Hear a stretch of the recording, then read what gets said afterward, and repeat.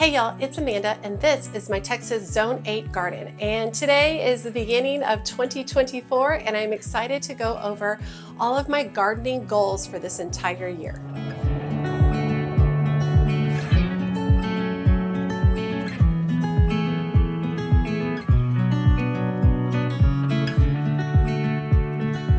Okay, I love the beginning of a new year. I look forward to it every year. I love the fresh start. I love the planning. I love the setting of goals. I just feel refreshed with a brand new start at the beginning of a year.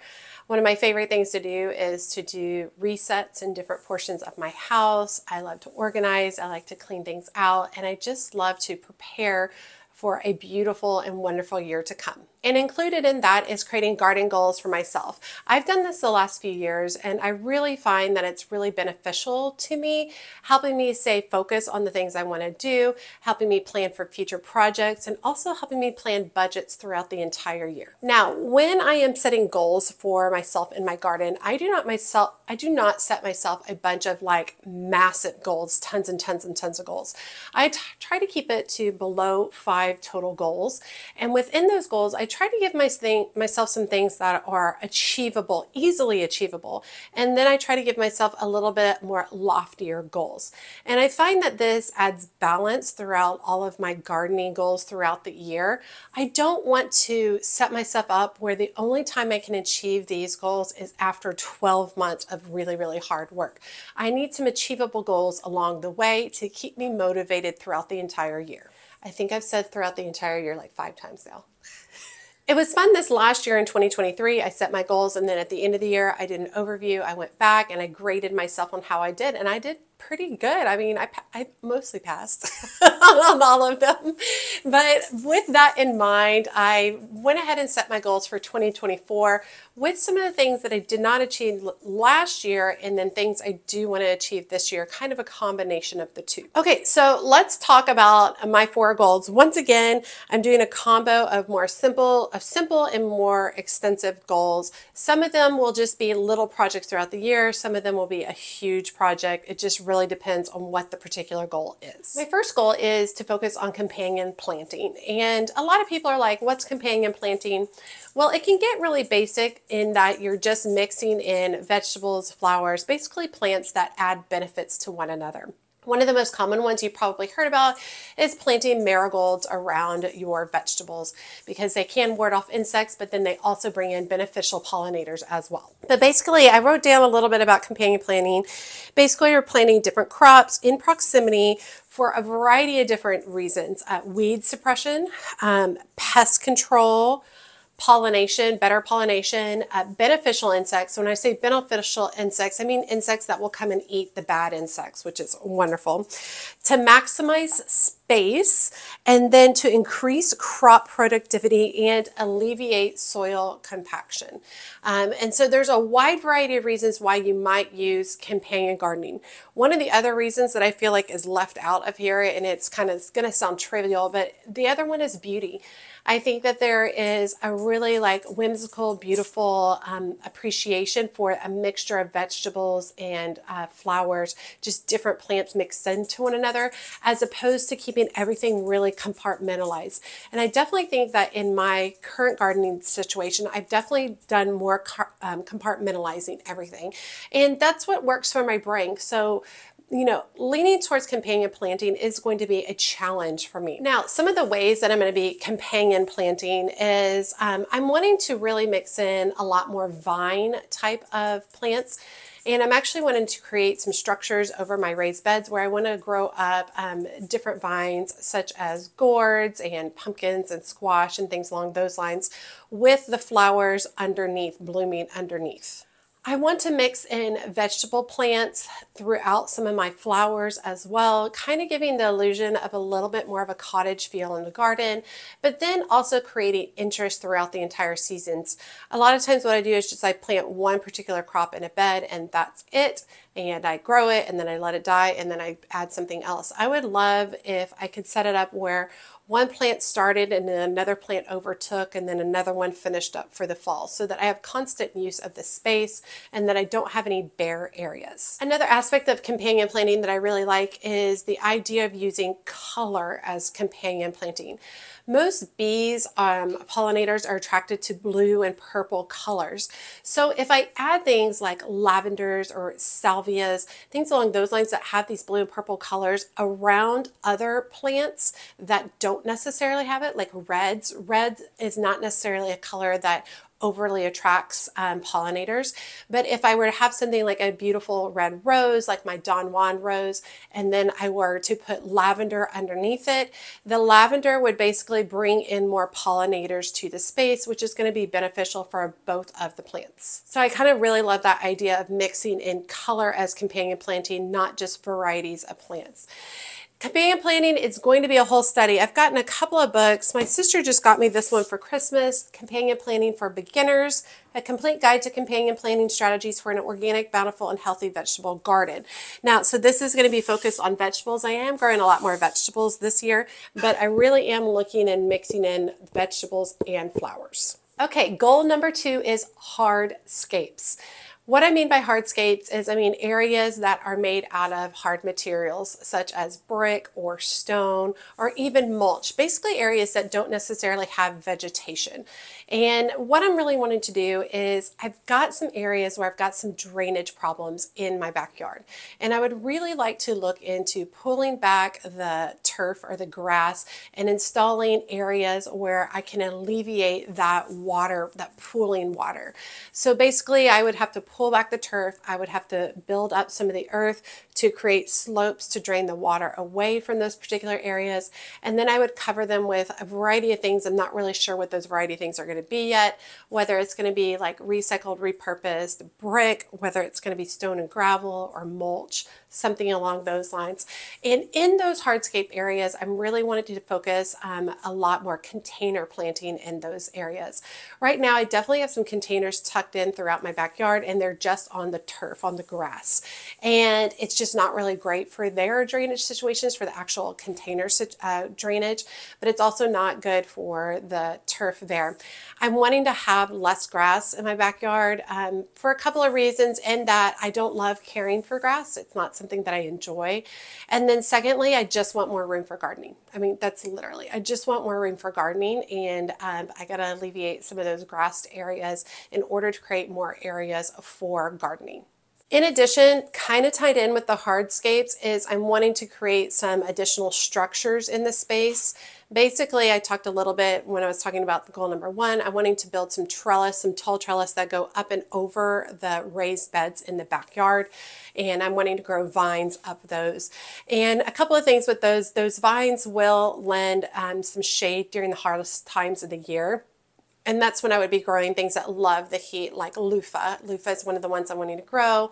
I'm wanting to grow birdhouse gourds. And I just love this kind of whimsical idea of these tall structures. And I mean tall, like taller than me. So at least 7 foot, 8 foot tall over my raised beds, and then with these, loofahs or gourds or whatever hanging from the structures. I think it's going to add a lot of whimsical quality. I think it's going to add interest. I think it's going to provide shade for the flower beds underneath during the hottest times of the year. There's several different things that I think it'll help out with. And then it will extend my gardening space by working up instead of out. And I think for someone like myself who has a smaller plot of land to work on, I think gardening up is going to be a very important strategy for me over the years. Okay, third on my list is expanding my heirloom chrysanthemum garden. And this last year has been wonderful. I really enjoy the chrysanthemums. They brought me a lot of joy. And for those of y'all who don't know, I used to grow dahlias in my area, and I'm in zone 8 in Texas. Everybody says you can grow them here, and I just struggled so much. I tried in the garden, I tried in raised beds, I tried a lot of different ways to grow these dahlia tubers, and I did not have very good success, like very poor success. And the tubers are so expensive, and so I literally was just wasting money, and I was like, there's got to be a better way. So I started doing some research, and and I stumbled upon heirloom chrysanthemums in 2022. And that's when I really started studying them, and I made my first order, and then I planted them for the first time in 2023. And now we've gone a full year with them, and they're doing wonderful. I love them. I'm obsessed with them. I can't believe the harvest that I got off the first year. They're also coming during a time where I don't have a lot in the garden. It's, into fall, going into winter, when a lot of stuff has gone dormant. And so having the chrysanthemums is just absolutely wonderful. And when I talk about heirloom chrysanthemums, I'm not talking about the chrysanthemums that you go get at your local big box store. I'm talking about long stem, unique, textured, colored varieties that are wonderful for cut flower arrangements. Absolutely love them. And so I have 20 plus varieties. I'm looking at adding about 10 to 15. I've already placed an order, and I'll do a video probably into January into February about that particular order that I placed, going over the varieties that I ordered. I really tried to get some unique and funky ones. So that'll be really fun to kind of mess with. I also try to get more pinks, and I try to get more reds. And so that'll be fun too, because I have a lot of like bronzy, peachy, orange tones right now. So I really wanted to branch out a different direction on that. But that'll be a really fun one coming up. And I really just have enjoyed heirloom chrysanthemums. They don't take a ton of effort. They didn't have a lot of disease. There weren't insects that were invading. They were just so much easier than dahlias. And I really think the blooms are absolutely gorgeous. And while, yes, they're not a dahlia, they fill that place of a dahlia. Because dahlias in my area do not grow during the hottest parts of the summer. It's just too hot. So you have to start the tubers in the spring. You grow them throughout the summer. You hope they don't die during our drought and like excessive 60+ days of triple degree temps. And then hopefully they'll give you some blooms in the fall. That's literally what you have to do with dahlias. And chrysanthemums, you follow that same path, and they might give you some in the spring. We'll see how that goes this next year, because all mine were new plants last year. They might give you a bloom cycle in the spring, but they'll definitely give you one in the fall. But you don't have to stress about them dying, because they're going to do really well, and they handle heat and drought really well as well. So we're going to be adding about 10 to 15 new varieties to the chrysanthemum, to my chrysanthemum collection. And it is really becoming a collection at this point, which is really kind of fun and exciting. I haven't bought any doubles of anything. I bought single plants of all of them, because I don't really need doubles of much plants, and I'm really just trying to explore and see which ones I love the best. So that'll be a fun journey for 2024. Okay, and my fourth goal for gardening this year is gardening on a budget. That is typically the way I approach gardening anyway, because I'm not in a position where I have a lot of extra funds to buy whatever I would like for my garden. Don't get me wrong, I wish I did. And I would buy all the things. But also, it's part of who I am as a person, in that I don't love to buy excess. And I don't love to buy lots of brand new things that just add to all the many things that we have on this earth. I love to recycle and repurpose. I love to thrift. And I love to find a lot of my gardening finds on Facebook Marketplace is one of my favorite. I love to pick things up on the side of the road. I also like to be budget conscious in that I can't go buy all the plants. And I would love to go buy hundreds of petunias to add to my garden each year. I would do it in a heartbeat if I had the money, but I don't. So one of the examples is I started a bunch of petunia seeds in December, and I'm growing on my own petunias so that I can save money by doing it that way, as opposed to going buying the full-blown plant at the nursery, which, by the way, the petunias are doing really well. It's about time to pot them up to the next level. And then I'm just doing things along those lines, seed starting, basically budget shopping for clearance and sale plants, paying attention to what's on the side of the road for containers or structures within my garden, shopping Facebook Marketplace, thrifting, and I also just love a vintage antique aesthetic anyway within my garden, so it makes sense. I think that sometimes I get wrapped up in like how like in perfection of the garden, and I have to constantly remind myself that that's not actually me. That's not my style. Perfection, manicured, that's not who I am as a person. And if that is who you are as a person, good for you. That's totally, but I don't want to fight who I am as a person. And I love the vintage antique qualities. I love collected items, and I love a whimsical quality to my garden. And so by gardening on a budget, that's really going to help me achieve that aesthetic, but it's also going to help me make sure that I'm not adding, more things to our ever-growing dump that we've created on our earth. And then it's also just kind of giving me something additionally fun to do, because I feel like gardening on a budget is a challenge, and with a challenge comes time and the hunt. And I love the hunt. I love looking for things that are a great deal. One of the things I want to do this year is I want to start producing some videos where I'm basically getting on Facebook Marketplace. And I'm going to start with my area, but then I'm going to take some suggestions of some other cities and stuff. And I want to get on and I'm going to show you what I can find on Facebook Marketplace for gardening. Really great deals, things that I think would be good and useful, and show y'all some of the aspects of what's available in this area or maybe some other cities as well. But I also feel like with the cost of living rising, I don't necessarily have extra funds to continue to put towards gardening, because I'm having to put that funds back into my kids and my home and my life, with the exception of the gardening. And so I think, focusing on things that I can do within my garden that are budget friendly, and then sharing that information with others. Like, I don't want to hide where I'm getting the good stuff, right? I want to be out there sharing where I'm getting the good stuff, how I'm saving the money, and then hopefully you can take, some or all of those aspects and apply that to your own budget in your own garden. Okay, so those are my 4 main goals for 2024 gardening. So that's companion planting of vegetables and flowers. We are going to work on hardscapes and help out in some drainage areas. I'm also going to be expanding my heirloom chrysanthemum collection. And then finally, I'm going to be focusing on gardening on a budget. And you can see that those 4 goals are kind of widespread. I mean, they're very different aspects of gardening. And within each of those goals are some smaller goals as well. So I do want to encourage you all, don't set yourself one big, giant, lofty goal that will take the entire year to achieve. If you have that lofty goal, break that lofty goal down into 5, 6, however many steps, so that you can definitely have a check off the list throughout the year, so that you can see that you're making progress and that you can, continue to gain steam throughout the year and be motivated to finish your project.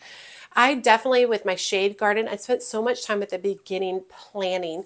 And for a lot of people, that might seem like a waste of time, just like go for it.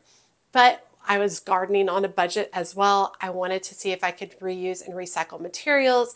I really had to wait for a lot of things to fall in place. And then as I was able to check those small things off the list of, hey, I've got this, I got this now, I'm lined up with this, then the project really started snowballing and moving forward. And I was really happy with what I achieved by the end of 2023 within my shade garden.